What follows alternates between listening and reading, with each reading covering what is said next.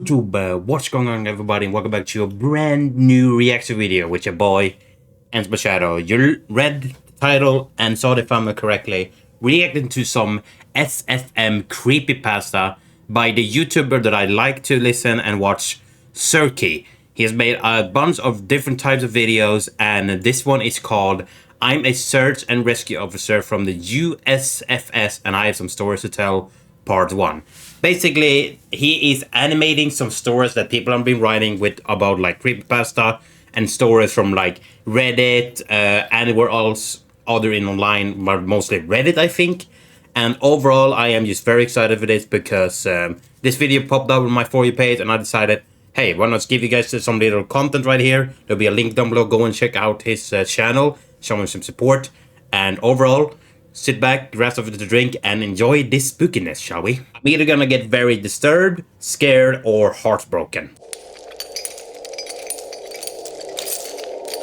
Oh, dude, this intro right here. A video by Sersky.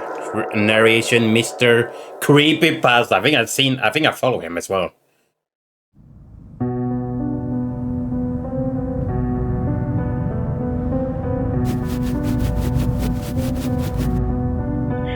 I wasn't sure where else to post these stories, so I figured I'd share them here. See, I've been a search and rescue officer for a few years now, and along the way I've seen some things that I think you guys would be interested in. I have a pretty good track record for finding missing people.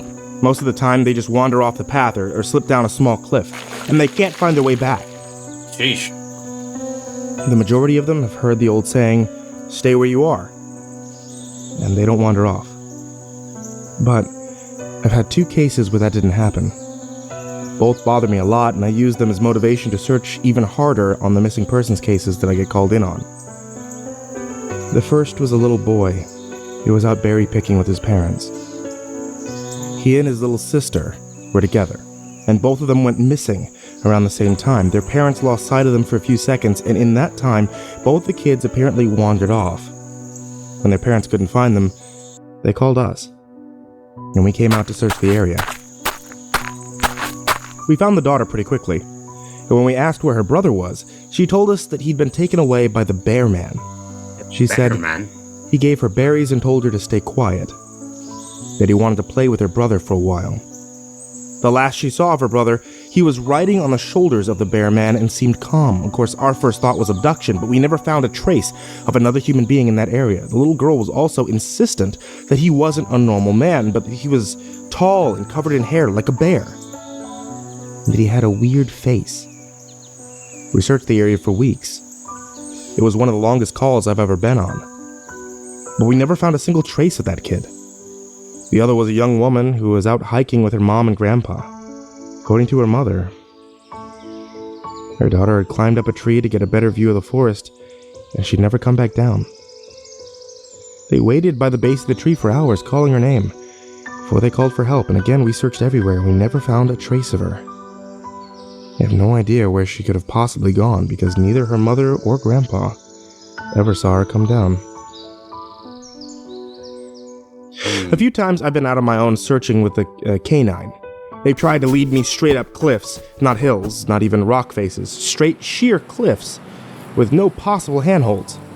It's always baffling. And in those cases, we usually find the person on the other side of the cliff, or miles away from where the canine led us. I'm sure there's an explanation, but it's sort of strange.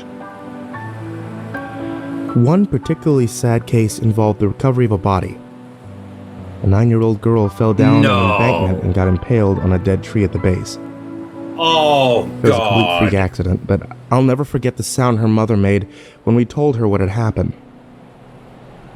She saw the body bag being loaded into the ambulance, and she let out the most haunting, heartbreaking wail I've ever heard. It was like her whole life was crashing down around her, and a part of her died with her daughter. I heard from another search and rescue officer that she killed herself a few weeks after it happened. Oh, no. She couldn't live with the loss of her daughter. I was teamed up with another search and rescue officer because we'd received reports of bears in the area. We were looking for a guy who hadn't come home from a climbing trip when he was supposed to, and we ended up having to do some serious climbing to get where we figured he'd be. We found him trapped in a small crevice with a broken leg, It wasn't pleasant. He'd been there for almost 2 days, Jesus. and his leg was very obviously infected.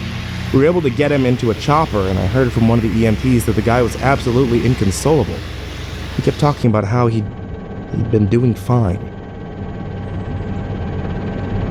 And when he got into the top, a man had been there. He said the guy had no climbing equipment. He was wearing a parka and ski pants. He walked up to the guy, and when the guy turned around, he said he had no face. It was just blank. He freaked out and ended up trying to get off the mountain too fast, which was why he had fallen. He said he could hear the guy all night, climbing down the mountain and letting out these horrible muffled screams. I'm The story bothered the hell out of me. I'm glad I wasn't there to hear it. These animations One of the are scariest really things good. I've ever had happen to me involved the search for a young woman who'd gotten separated from her hiking group. We were out late at night because the dogs had picked up her scent.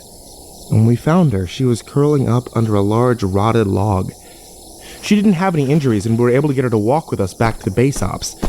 Along the way, she kept looking behind us and asking us why that big man with black eyes was following us. We couldn't see anyone. I'm getting the shivers, dude. Of shock. No. But the closer we got to base, the more agitated the woman got. She kept asking me to tell him to stop making faces at her. At one point, she stopped and turned around and started yelling into the forest, saying that she wanted him to leave her alone. She wasn't going to go with him, she said, and she wouldn't give us to him. We finally got her to keep moving, but we started hearing these weird noises coming from all around us. It was almost like coughing, but more rhythmic and deep. It was almost insect-like. I don't really know how else to describe it. When we were within sight of base ops, the woman turns to me. Her eyes are about as wide as I can imagine a human could possibly open them. She touches my shoulder and says, "He says to tell you to speed up. He doesn't like looking at the scar on your neck." What? I have a very small scar on the base of my neck, but it's mostly hidden under my collar. I have no idea how this woman saw it. Right after she says it, I hear that weird coughing right next to my ear, and I just about jump out of my skin. I hustle her to ops, trying not to show how freaked out I was, but I have to say, I was really happy when we left the area that night. This is the last one I'll tell. That's probably the weirdest story I have. Oh, God. No, I don't know if it's true in every search and rescue unit, but in mine, it's sort of an unspoken regular thing we run into. You can try asking about it with other search and rescue officers, but even if they know what you're talking about, they probably won't say anything about it. We've been told not to talk about it to our superiors. And at this point, we've all gotten so used to it that it doesn't even seem weird anymore. On just about every case where we're really far into the wilderness, I'm talking about like 30 or 40 miles, at some point we'll find a staircase in the middle of the woods. Huh? It's almost like if you took the stairs in your house, cut them out, and put them in the forest. I asked about it the first time I saw some. The other officer just told me not to worry about it, that it was normal. What? Everyone I asked said the same thing. I wanted to go check them out, but I was told very emphatically that I should never go near any of them. I just sort of ignore them now when I run into them because they happen so frequently. Oh, that's the end of the video? Oh, God, that gave me some heebers-jeebers at the end there, not gonna lie. Oh, God, dude, that's weird clicking sound that I made like an insect, and the guy hearing that weird, like, groaning sound.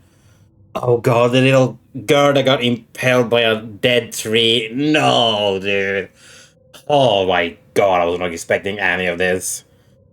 Oh, that was some good animation, though, not gonna lie. Alright, guys, that's gonna be the end of the video. Hope you guys have an amazing rest of Sunday. There'll be a link down below. Go and check out the creator. See you guys to the next one. Bye-bye. I'm gonna go and probably wash my eyes out or cry myself to sleep.